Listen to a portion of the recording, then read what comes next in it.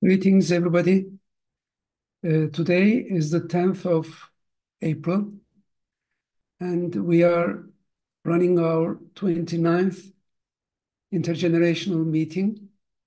We have two medical students to discuss the topic on navigating research in medical school in a rural community. Our moderator will join us in a few minutes. I would like to give the floor to my young colleagues.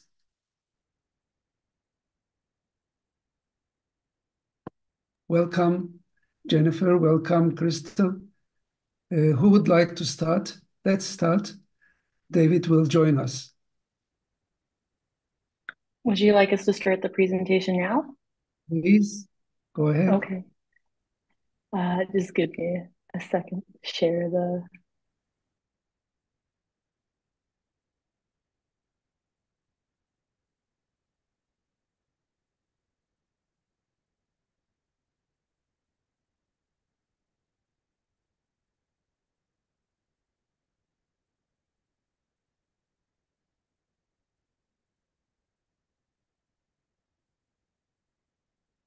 We usually do not have much participants in the live activity, but these recordings are visited later.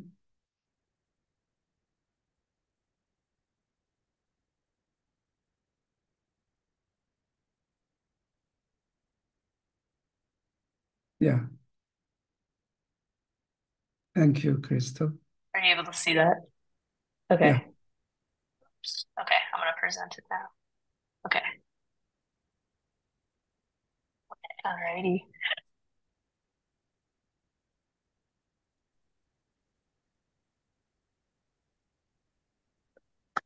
Hello, my name is Crystal Burns, and this is my colleague.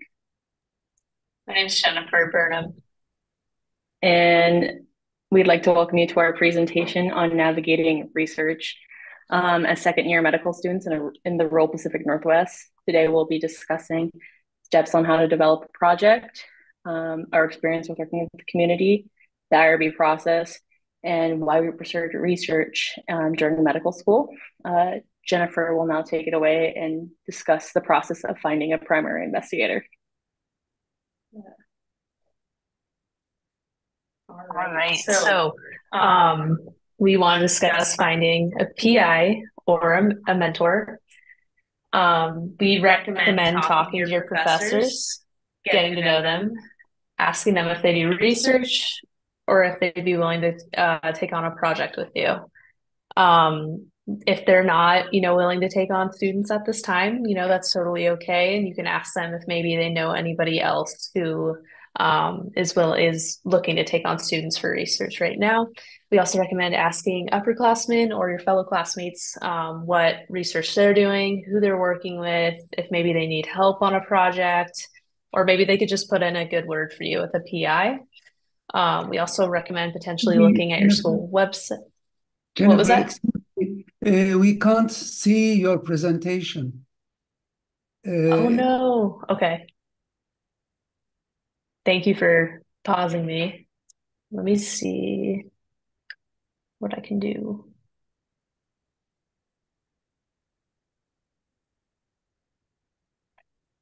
Okay. That's so strange. the Okay. best way I'm gonna maybe, stop sharing. yeah, stop and start again. Okay. Sorry about that. No, no, it's okay. Okay. Okay. Oops. Okay.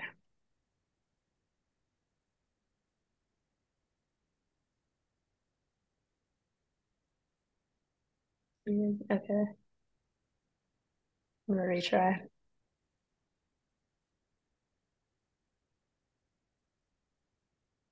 Okay.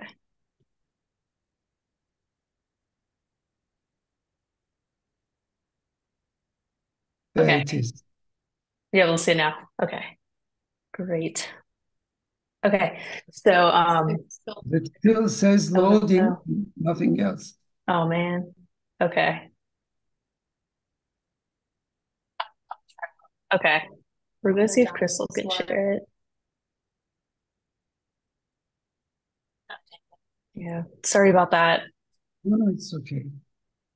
I think the computer is waiting for David to come. Yeah, maybe it's a sign. Yeah.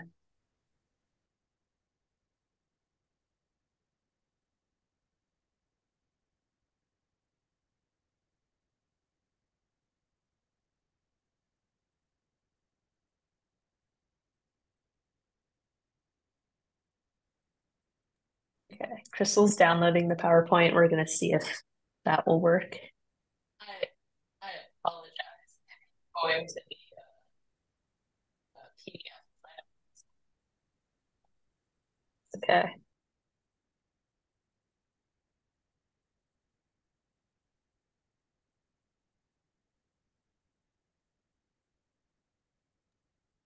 If you would like a copy of the slides, we could also put them in the chat as well. Right. Sure. You want me to go back to your slide? Yeah, sure. Thanks. Okay. Is it okay if I just pick up where I left off? Yeah, please go ahead. Okay. Okay, great. Sorry again about that. So I think I was talking about looking at your school website, finding research or finding professors who are doing research in a subject that you're interested in, and then potentially cold emailing them, just letting them know who you are and that you're interested in their research and would love to take part if possible. And then finally, we would recommend attending meetings regarding research put out by your school. That's actually how we became aware of Dr. Barron, which I have pictured on the slide here. Um, Back in like January of last year, Dr. Barron and the vice dean of our school, Dr. Hudson, put on a meeting where they discussed research opportunities in the town that our medical school is in, called Lebanon, Oregon. Um, and at the time, I wasn't really entirely sure if I wanted to do research quite yet. And so I didn't really do anything with the information from that meeting quite yet, but then once classes wrapped up and we were on summer break, I had time to think about it, and I was thinking that I did want to start a research project, and I remembered the meeting that Dr. Barron held, and that's when I reached out to Crystal and we reached out to Dr. Barron, and I'll let Crystal take over.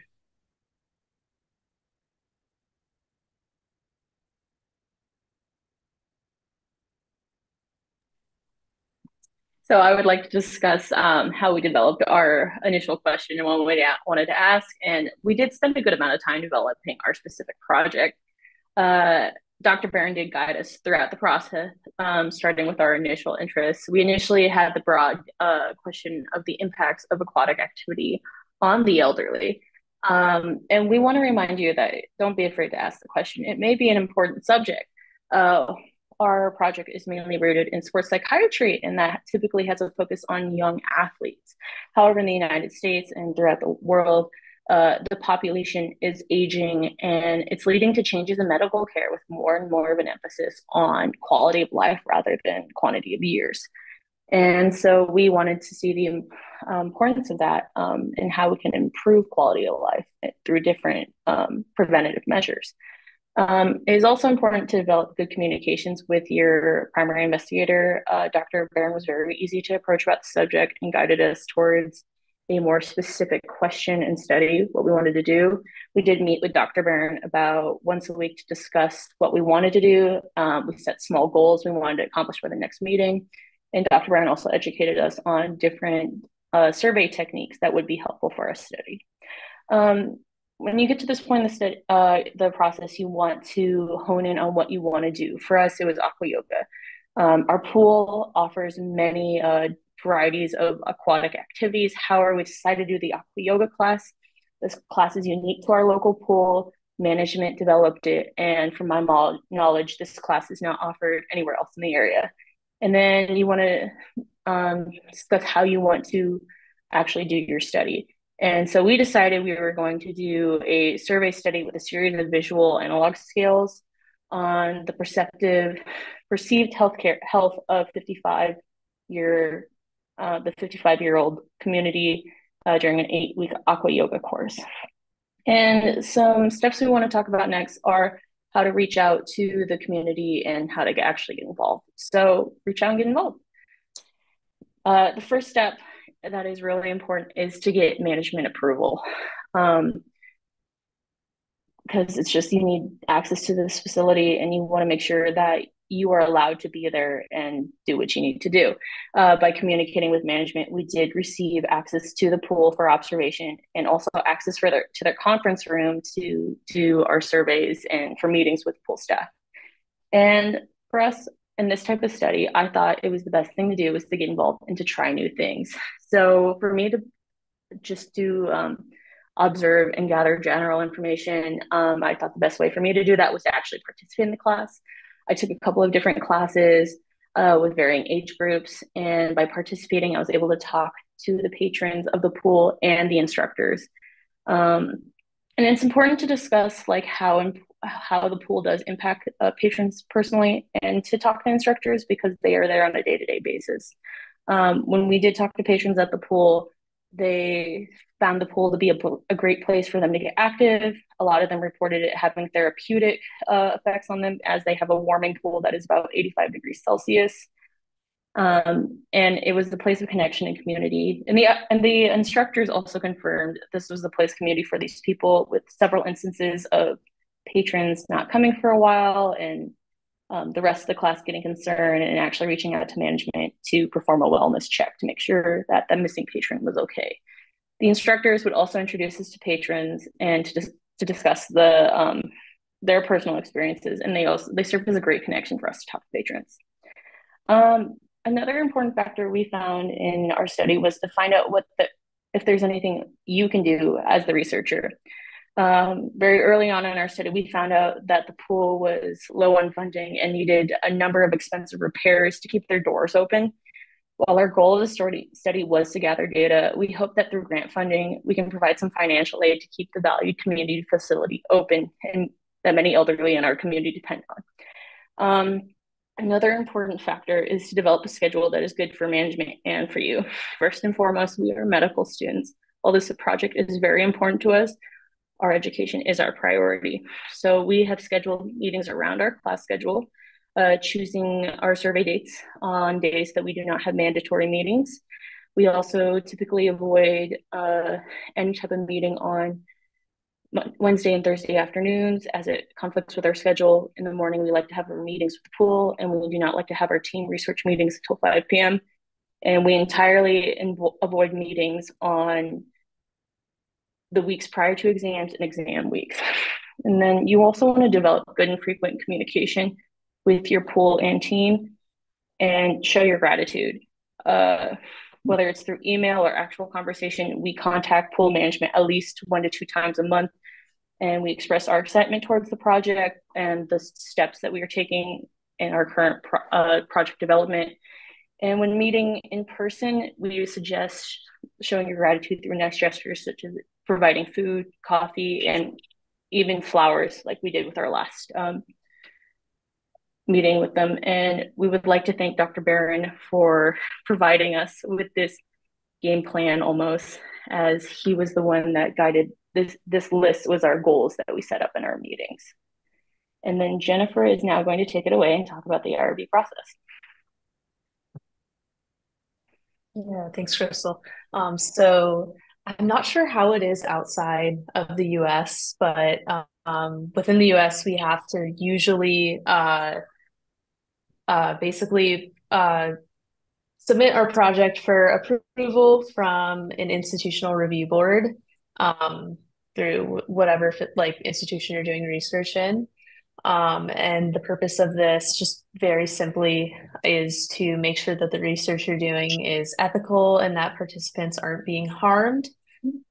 So we would recommend like finding contact information for the people involved in the IRB so that you can ask questions.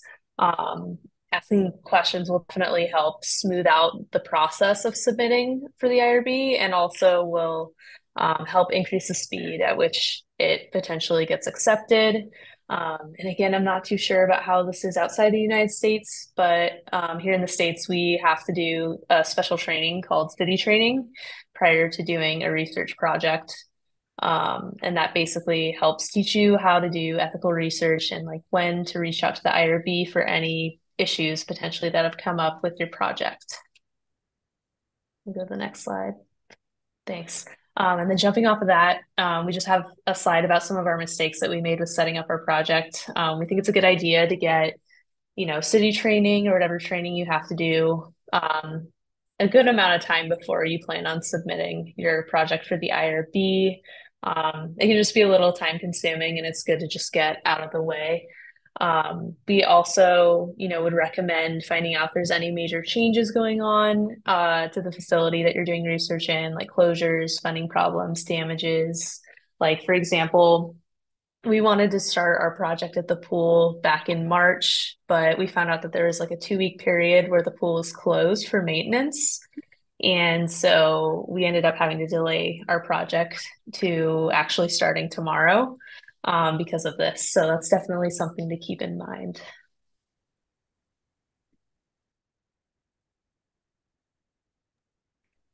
And with all of that, why go through all this trouble during medical school when you have a 40-hour work week and you're just trying to pass your classes? Oh, first of all, we want to be competitive for residency. As of March, according to the National Resident Matching Program, there was a 92.3% match rate for DOs. And if you're not aware what a DO is, it's an osteopathic physician. It's similar to a allopathic or MD, but it's just a different in philosophy.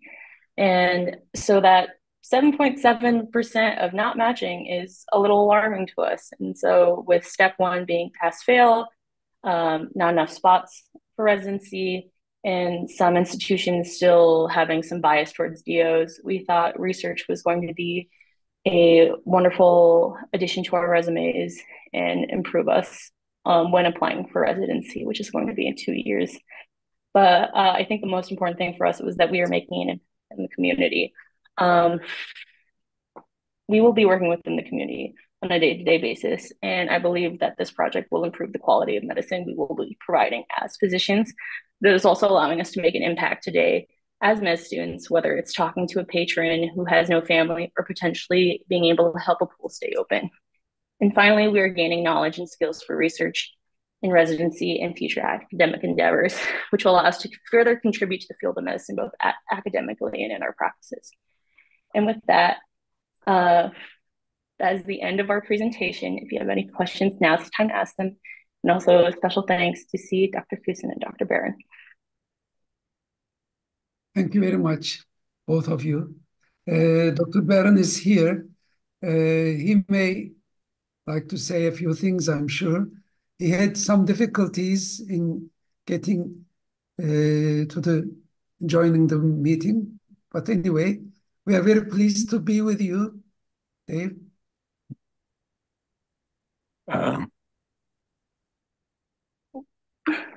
Hopefully you can hear me. I don't know. You do? Wonderful, wonderful. Well, I apologize for coming on late. I'm actually on the East Coast of the United States, which is 3 hours different from the West Coast, taking care of some family issues and some projects out here. But I was thrilled to be able to hear the presentations and the slides. I just want everyone to know that the students developed all of this on their own. Their slides, the beautiful, the way you know they're not mine is the graphics were lovely. If I would have done them, they wouldn't have been anywhere near as impactful and as enjoyable. But they're just very briefly, I think what I want not only are two wonderful students who have presented their information here, but a couple of points that they raised. One is they came to me with a passion to want to do something. They both have experience in the water as former swimmers or being around the water. They had noticed a need within the community, And this idea was really theirs. And I think this is quite a bit different. I get calls from many students who just want to do research. They don't even care what it is. They want to do it for the reason that was mentioned that, well, this will make my resume look better when I'm trying to get into residency. And we heard that a few sessions ago from our colleague who's at Yale now, getting into her residency. She's done fine work within the community before she went to Yale, back the community back in Turkey. So I think it's a really good idea if you want to get into work to research, do it because it's something you really want to do. It is an awful lot of work. As we heard, it takes a lot of time on type of the more than a full-time job it is to being a medical student. And I always tell my students that your studies must come first, that you are, it's like when we talk about student athletes, they talk about, well, you're supposed to be a student before you're an athlete, although in the US and around the world, that's not always the same thing. But certainly in medical school, for the students who are interested in doing this, it's your studies come first. And I'm really pleased to say that our two wonderful students who presented today would always do that. If they said, we really can't talk next week because we have an exam coming up, they always kept their priorities right. Even though sometimes I know they really wanted to get this project going, they put a lot of work in. As we mentioned, there was sometimes some frustration, but they followed through. And I think what allowed them to do that is the passion to do it right, not just to get into a residency, the passion to give back to a community which they live in, which is a rural community. So I think for the students, doing it just to have something on your CV, there's probably other things you can do that won't take up as much time or energy, that will help your application, as it were. But clearly, the most important thing is being a good student. And I'm so happy to report that these two students have kept their priorities straight of being a student first and doing as well as they're able to with all the volume of material that is required of a second year medical student, first year medical student, really on through the ladder, but have also maintained their interest and the quality of work that they've done in this project because it's something they really wanted to do for the right reason. I think now would be a great time. Maybe if we could ask Professor Koshin to mention, I know he's done this with many of his students over the years, being just an outstanding mentor in every sense of the word. We've talked about that in prior sessions. And then hopefully there maybe be a couple of questions for students who are on the line, regardless of the hour of the evening, morning, or afternoon. Thank you so much. We have Kashmeen among us from Pakistan, and we have our dear colleague Rodrigo from New Zealand. Rodrigo, would you like to say a few things? Oh, just to say, thank you very much for the presentation. I was keeping track of everything you were saying. I made it home now. So, but first of all, kia ora, hi from New Zealand. And yeah, thank you very much. Like David was saying, it was clear that what you were doing it for the right reasons, and that showed up with this recognition that you didn't want to be extractive. You didn't just want to go there and extract things from the potential participants and run with that, but you wanted to give back. On top of that, you saw an opportunity to to to do something for the community, to do something for the people that were helping you with your research, and you took it and you did it. So yeah, well done. Congratulations. And yeah, I applaud your effort. My cat is complaining that I'm not paying attention to her. Um, I applaud your initiative. I applaud the research that you've done. Well done, doing it for the right reasons. And yeah, it was interesting to see that there were um, some learnings that you took, and I hope that people that watch this recording on YouTube can take them with them as well. Like the importance of just reaching out, and shamelessly to some extent, just finding someone who might be able to help, someone who you're interested in collaborating with or helping with or connecting with, and just reaching out. Worst thing that can happen is nothing, and that's it. So well done for that. And yeah, and being, I guess, assertive is the word that comes to mind. It just, your studies come first. That's a priority. And being, having an open communication, and being transparent about the things that you want to learn about, that you needed to know more about, and rather than trying to pretend skills, and which wouldn't have paid off, and that was absolutely not the purpose of doing this. So yeah, I don't know. Sorry for the long monologue. Yes, well done. Thank you very much for sharing what you've done with us. Yeah. Thank you. I would also like to ask one thing. What was the most difficult thing through the process for you?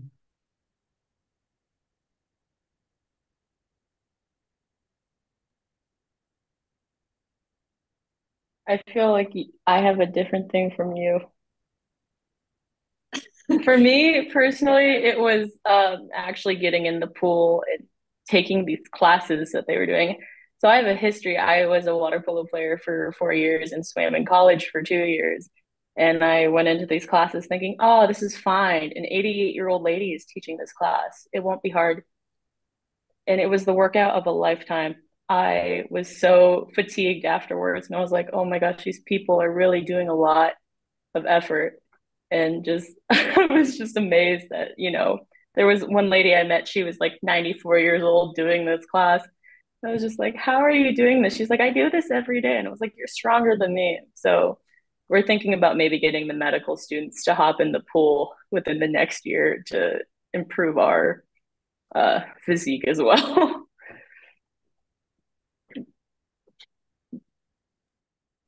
Yeah, so I also struggled with some of the classes as well. They were tough.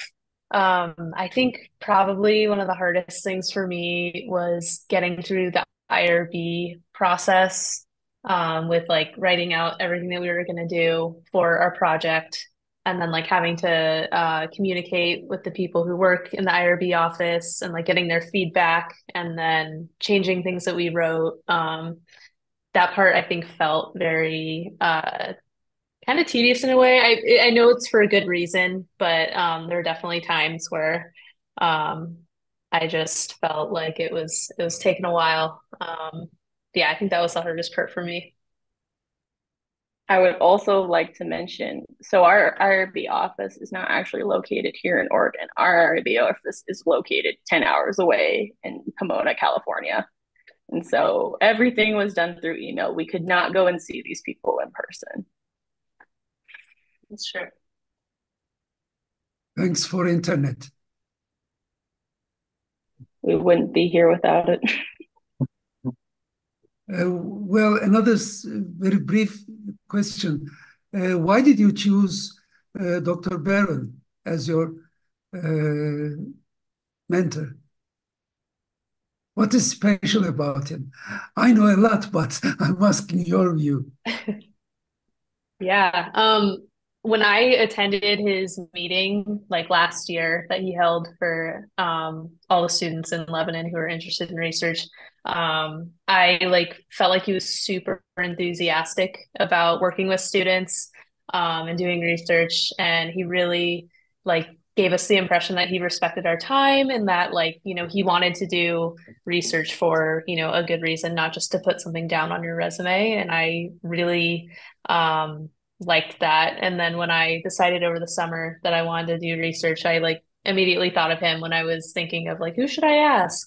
I thought back to that meeting and I was like, yeah, like he seemed like a great mentor. I also appreciated the fact that Dr. Barron was so willing to work with us up here because he is not located in Lebanon, Oregon. He is also located down in California. And we've appreciated him flying up here and working with us in person and, spending lots of late night meetings. But I think the initial interest was that he had this interest in working with us. and that he also had a background in aquatics as well. And I was like, okay, he is also going to like this project as well and be the support we need for it. In the near future, not so far, you will be in his place, and I'm sure you will do the same thing. Actually, that's much more important than doing the research, I think. You get the atmosphere, you get the feeling that, and you can go along with younger people. Okay. Yes, David, we need your explanations. Well, as you just said, Professor Koshin, it's the joy is being able to work with the next generation of leaders, whether it's clinical leaders or clinicians or educators. And as physicians, we're all of those things.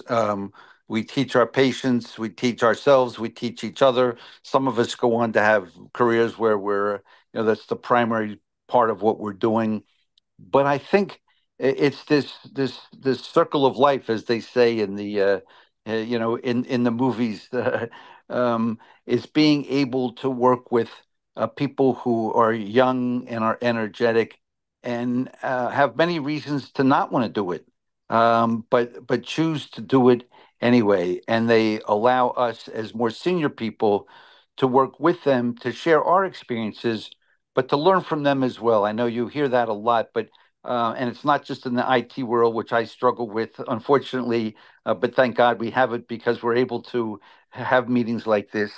But I think for all the students out there, I know my students know this. At least I hope they do that. It's truly a privilege to be able to work with the next generation of leaders in our field, to be able to again to share what we've been able to learn, the good, the bad, and the ugly, as they say, but also to be able to be taught and to learn more than just how to jump on a Zoom call, but how to balance life. I think in our profession, we are all blessed that we can be learners as well as teachers throughout our career, even into retirement. One can still learn and teach, which makes something very special about what it is that we are blessed to be able to do, and that's to go into the healthcare professions. Certainly for today's talk, for those who choose to go into psychiatry, unlike my friends in surgery who oftentimes have to stop doing surgery when the hand maybe isn't as steady as it was 20 years ago, or the balance that we are one of the things that's attracted me to this wonderful field that we're in and that many of you will choose to go into as well is the ability that it's really a lifelong calling. And I think we see that in not only the presentation today, but hopefully all of you as students. It can be very easy to get down on what's going on in the world with all the challenges in the world and war and global climate change and economic issues, and we can go on and on and on. It can sound almost overwhelming or depressing at times, but I think what gives us hopefully that ongoing spark is the ability to realize that we are very fortunate, that we should never take for granted the opportunities that have been given to us to go into the medical field, or those who choose to make the right decision and go into psychiatry. And I say that half tongue in cheek, but not totally. But also that we don't take it for granted. That yes, we work very hard, um, but we have been given this wonderful opportunity, and then to always want to give back, and not forgetting to also give back to ourselves. And I love the fact that that we hear from even today, whether it's from Jennifer, from April, about that you give, but as I hear from my spiritual leader friends, and they're so right, we get back so much more, and to be able to appreciate that. And I think you heard that today, and without actually saying that, just to see how not only April and Jennifer in the work they're doing, how much they give, but how much they get back and will continue to get back. and they'll be able to share these experiences in the years to come with their students. And that's what keeps this whole big, wonderful process going. Thank you. You're right. Maybe our colleague from New Zealand now, but also has origins from Paraguay, could tell us how life carries all these things in those two countries. You are much luckier than everyone here. You know, far different places, Rodrigo. Research is challenging everywhere, I think. At times because it as it was with you, with both of you, I think the challenge continues even when we become professionals working in the field, finding the time, unless it's part of your job, like you become an academic, for example, finding the time to do research can be challenging. Um, and it feels unfair at times to do this out of your own pocket, out of your own time, and like and that's a challenge that I have seen across borders, especially when it comes to medicine, because a lot of times in places where there is a lot of need for care, most of our time goes into that. It is a priority, of course. So there is little time then to build, create knowledge and share knowledge and engage with the community to monitor the outcome of everything that we're doing. But it is essential, and that's the thing. It is essential because otherwise, how can we tell whether or not it's working, and how can we tell what can we do different, what can we do better? So research is essential in our professional lives. Um, so yeah, that's a challenge that I have seen across borders. But coming back to you specifically, an advice that people often give to mentees or people who are starting to do research or are doing research for the first time is like trust the process, follow the procedure, things will make sense. But at times it feels like, okay, so I'm just doing it. But how is that? Because it can be challenging to trust the process and to not fully know whether or not everything will fall in place. And was that challenging for you? Yeah, definitely. We were actually just discussing earlier, because our project's starting tomorrow. We keep thinking like, oh my gosh, what if not enough people come and we only have like two people? So I would definitely say it is hard to trust the process, and we're definitely, a little nervous about that. But that's really good to hear. Thank you for saying that. Exactly what we needed to hear. I think the best advice I ever got was from a neurophysiologist professor in undergrad. And he always told me it's better to take the shot and shoot your shot than to not take the shot at all. To try and like develop a project was very difficult and very daunting for us from the beginning because we started 6 months later than we were supposed to. And it's very unheard of for second years to start a project because you have only so much limited time. But um, it's similar to the application process though for med school. You take your shot and you see if you get in, and here you are, here we are. So I believe that it's like you just have to follow the process, take a shot, and if you have a little bit of faith, believe in your faith. Absolutely, 100%. And something unfortunately we don't celebrate as much as we should is we could call it negative findings or challenges along the way that well, I'm part now of this project and we're doing this. We're trying to engage with young people from ethnic minorities here in New Zealand through arts, trying to find out whether or not using arts can be a way of finding out more than we might like through interviews or focus groups. And we have done it and it has been fantastic. We have really gone in depth into their experiences. Plus, as an addition, we also had these beautiful pieces of art that came out as a result of the project. So it was a win-win-win-win-win. all the way through. But going into it, there were things that we thought we fully understood and we planned for them. But while we were doing it, we realized that there is a lot we don't know. There is a lot that we were learning along the way. And we kept record of these things. And we're planning to, well, we haven't yet, but we're planning, we are mindful that it will be useful to share those learnings with everybody. So even, I don't know, I'm sure it won't happen, but worst case scenario, two people show up tomorrow. It is still a fantastic learning. These are the things that we have done to invite people to come to our project. This has been the outcome. This is what we wanted to do. This is how we went at it. And this is what happened.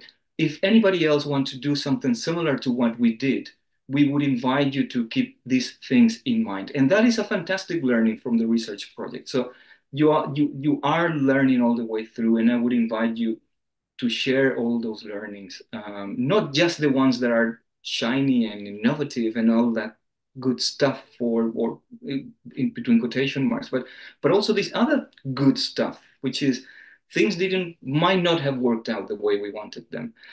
So yeah, definitely, I mean it when I say trust the process, because regardless of what happened, there are learnings along the way. So yeah, but well done. Thank you. Rodrigo, you make such an excellent point that I want for those who aren't on the call but will view the YouTube video, hopefully many to come over the next month or so, is part of the process isn't answering a particular question, but sometimes part of the process is learning the next important question. So, oftentimes we have our hypotheses, which is just part of research, and we have a specific question. But really, I think what a really true researcher, and I've been very fortunate to been involved in research for well over 40 years now, like Boulant, um, is that sometimes the most important thing that you learn, if we trust the process, and Rodrigo was so spot on highlighting that, is what's the next important question? Whether it's how do I engage more people in the community? What do I do to make it more enticing? That every project really, and it's not just being Pollyannish, as we say in the U.S., but there's always something we're learning, and sometimes the things we learn from, and I don't want to say mistakes, but things don't go as well as we would have hoped. Those are the lessons that teach us the most. So research is very much a process. And we heard about the initial parts of the process today, coming up with the idea, finding mentors, looking at, all the appropriate stakeholders, coming up with a series of questions. And I think some researchers actually ask too many questions early on, and then it becomes difficult. But to me, the most important part of research is getting information to help you ask the next important question.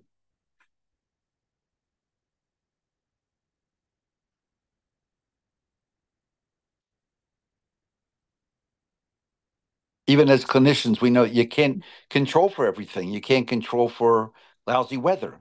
That might affect people getting there, or economic issues. I mean, there are a host of things that come up, but that's okay. Again, as to underscore Rodrigo's excellent point, if we trust the process, give it our best effort, and then be willing to learn the things that are helpful and the things that we need to keep in mind, as we move forward with our next project. So hopefully the next project will be a little bit better than the first one. People ask me in my career or my research, what's been the best project or what's been the thing I've learned the most for. And for me, my honest answer is it's the next one. Next year is going to be my best year.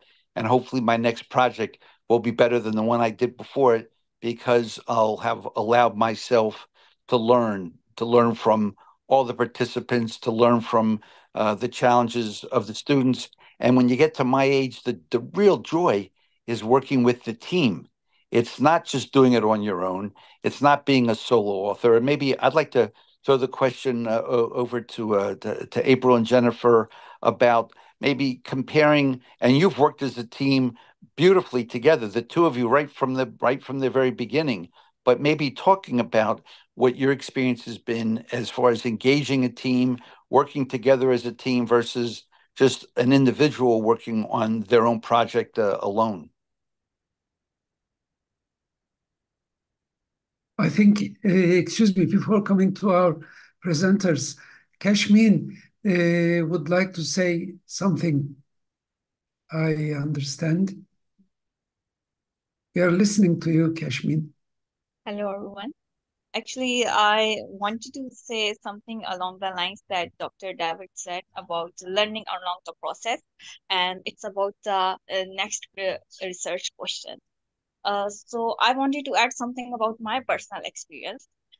Since here in psychiatry in Pakistan, it's really like unevolved field, and there's a lot of misinformation about mental health. People really don't know about it now.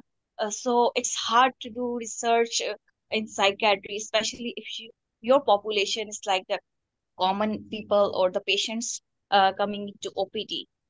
So our research question was awareness and knowledge of ECT among the patients coming in the OPD of psychiatry. Since I saw a lot of patients neglecting or refusing ECT treatment whenever suggested by our consultants, because they had a lot of misinformation from movies or other people like spiritual healers. They have a lot of misconception. But the main challenge for us was the language barrier. There are a lot of different languages spoken in our area.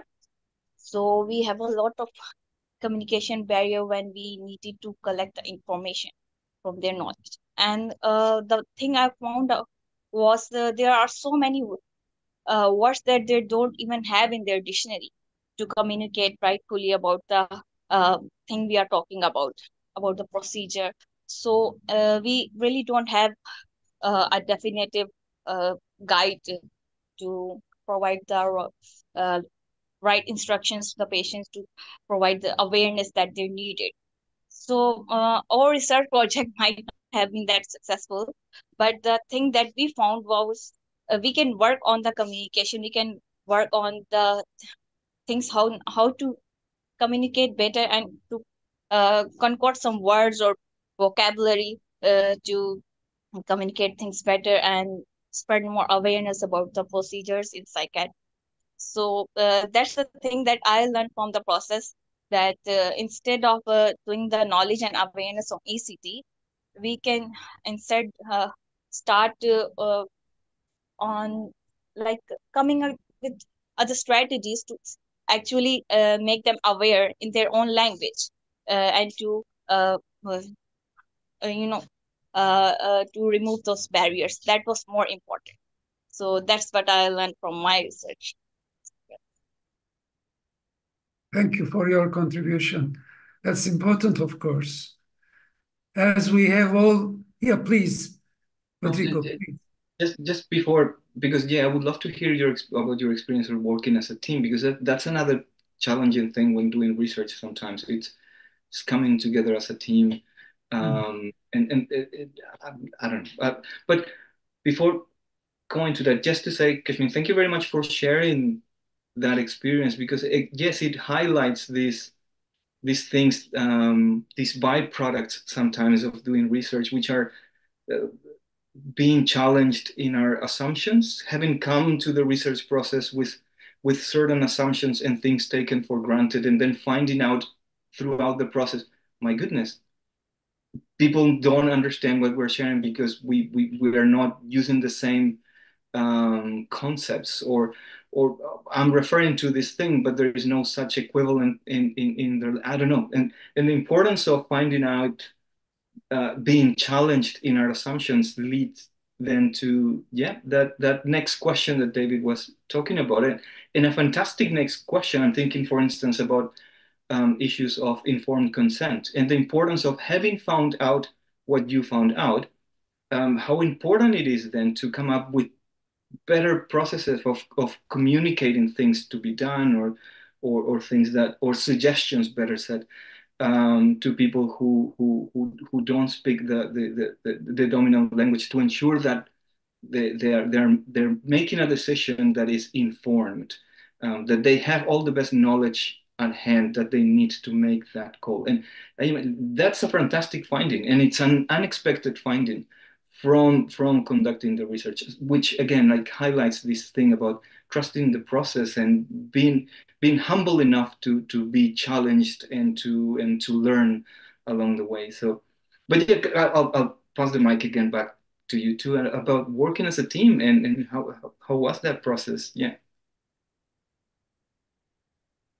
Yeah. So I think for Crystal and I, we definitely try to have as much open communication as possible.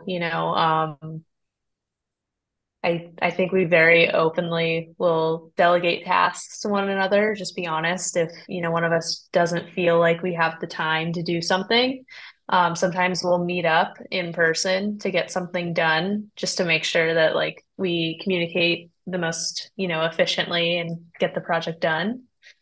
Yeah. Do you have anything you want to add, Crystal?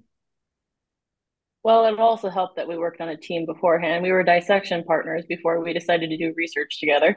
Um, so we bonded over cadaver. But we, I feel like we delegated our tasks based on what we had strengths at doing. Jennifer has experience with doing a lot of paperwork. I do not. So I decided that we were going to do she was going to do a lot of the paperwork and I was going to do a lot of the going to the pool and getting in the water and talking to people. But we do try to delegate tasks equally, and if something's going on in someone else's lives, we are understanding that we are human and life happens still in school, and it's okay to take care of what you need to take care of too as a person. Just like you do here while answering the questions. You respect one another. You wait what the other says. This is indeed a very good example of being a team. Thank you for showing this to all of us. Absolutely. And the idea of communication that was brought up here, not only communicating with your partner, but sometimes the bigger the team gets, communication can be challenging, particularly if there's the difficult news or maybe something that didn't work out so well, that part of that communication is the respect. And as Boulange said, you've demonstrated your respect for each other, allowing both to answer the questions from your own perspectives.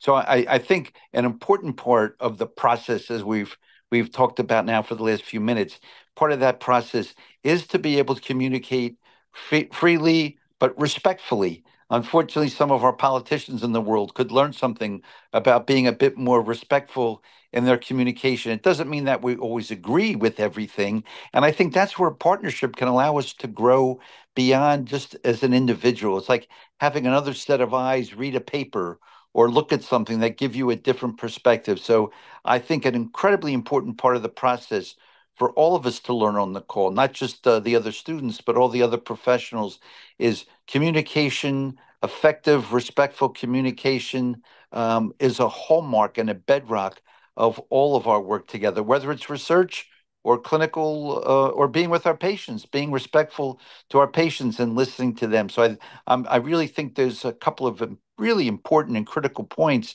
that we've been able to discuss in a very rich discussion that, again, like I said earlier, that we can all learn from. Before closing, there is one thing which David has said. Our failures, we never write them on our CVs. Could there be a way of suggesting this in an article, maybe? You could lead that, Dave. I have done this, but I couldn't succeed in this. Have you ever seen something like that in any CV? Certainly not in a CV. The closest I've seen is probably people in papers saying, in the limitations, well, we weren't able to do this, this, and this. But you raise such an important point. We become so competitive in the world of medicine, whether it's competing to get into medical school or competing to get into a residency or competing to get our first job. And in competition, as many of you know, I'm very involved in the world of sport. And in competition, you always compete to win. But I think the competition that we're talking about is it's the winning maybe isn't defined till much further down the road. So as Boulan says, is being able to accept and I don't like the word failure because I don't believe it's a failure, but it's our ability to accept the process as we've talked about today. And wouldn't it be lovely? And I think it would be an interesting paper. Boulan, I think we'll have to do that as a section paper, maybe, is looking at, we all acknowledge that we learn from our mistakes, yet sometimes we're embarrassed to share them because I think we need to reset the frame. And it's not that we failed, but it's that part of the process meant that we didn't, at this point in the process succeed in the way that we really wanted to or anticipated. That sometimes you have to take a step back. And this is something that experience and being old, one of the few things that goes positively with being that is you learn that sometimes you don't have the answer that you really want till much later down the road. So I love the idea. As always, Blunt comes up with brilliant ideas that maybe sharing that so we don't have to feel embarrassed about things that didn't work out exactly the way we wanted, but in fact, were part of the process that led us to a greater good and a better outcome in the long run. Thank you. It's already about an hour. We have come to a good conclusion. It's a message for the future, for the seed or for other organizations, I think. Thank you, Jennifer. Thank you, Crystal. And thanks, Kashmeen, as well. Of course, many thanks go to Rodrigo and Dave. Hope to meet at another session of our intergenerational meetings. Thanks a lot. Thanks, everybody. Thank you. Great job, ladies.